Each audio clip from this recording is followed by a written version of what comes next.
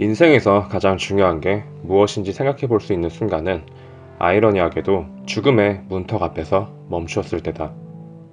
본인이나 가족이 병마와 싸우면서 죽음의 그림자를 엿본 사람들은 삶에서 진정 중요한 것이 지위나 부가 아니라는 사실을 깨닫는다. 잘 나가던 맥킨지 컨설턴트 마틴 베레가드.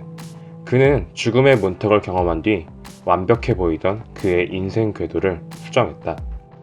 그는 회사에서 능력을 인정받아 여러 프로젝트를 도맡았다. 성과를 내면 낼수록 쉬는 시간은 줄어만 갔다. 하루에 3시간을 자며 열심히 일하던 그는 결국 몸이 고장났다. 길을 걷다가 쓰러져 5시간 동안 의식을 잃었다. 쓰러지고 난 뒤 그의 머릿속엔 이런 생각이 떠올랐다. 나는 노예가 아니야. 나는 내가 원하는 일을 할 권리가 있어. 나는 행복해지고 싶고 나의 행복을 선택할 수 있어. 미래의 행복을 위해 지금의 행복을 미룰 필요는 없어. 베레가드는 그 길로 회사를 관뒀다. 그리고 나서 2006년 3명의 친구와 함께 자칭 회사 공장이라는 걸 차렸다.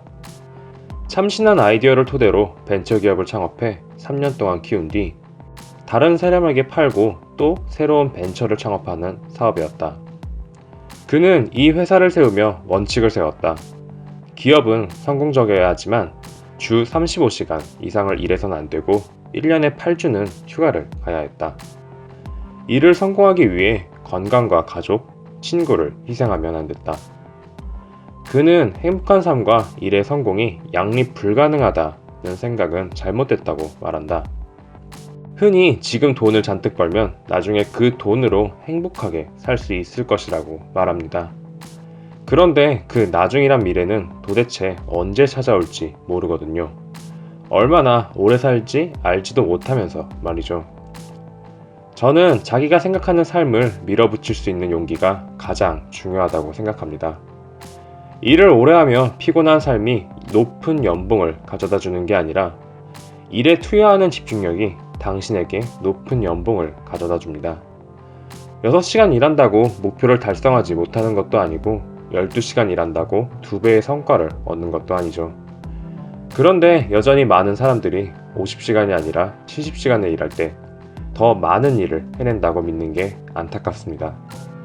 저는 제가 일하는 시간의 흐름을 극대화하고자 항상 최선을 다합니다. 흐름이란 제대로 집중해서 일하는 시간과 주기를 뜻합니다. 어떤 일에 완전히 몰입하면 시간과 공간을 잊고 일에만 집중하죠. 이러면 일하는 시간은 짧아도 일의 결과물은 아주 좋습니다. 물론 저 역시 다른 사람들처럼 연속으로 8, 9시간 일할 수 있습니다. 그러나 그렇게 일하는 건 사실 자기 스스로 일하고 있다고 느끼는 것뿐 정말 집중한 상태로 일하는 건 아니죠. 하루 12시간을 계속 일하다 보면 아마 생산성은 바닥날 겁니다.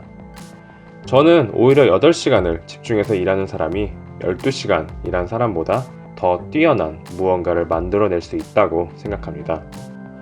성공에 대한 집착을 버리고 피곤한 삶이 성공을 가져온다는 고정관념을 버린 그는 주변 사람들의 우려에도 불구하고 그 선택을 밀어붙였고 결국 성공할 수 있었다. 그리고 지금도 일과 삶의 균형을 맞추며 여전히 행복하게 살고 있다. 우리는 어쩌면 행복하게 일할 기회를 스스로 놓쳐버리며 일하고 있는 건 아닐까? 우리가 성공에 대해 갖고 있는 고정관념은 무엇일까?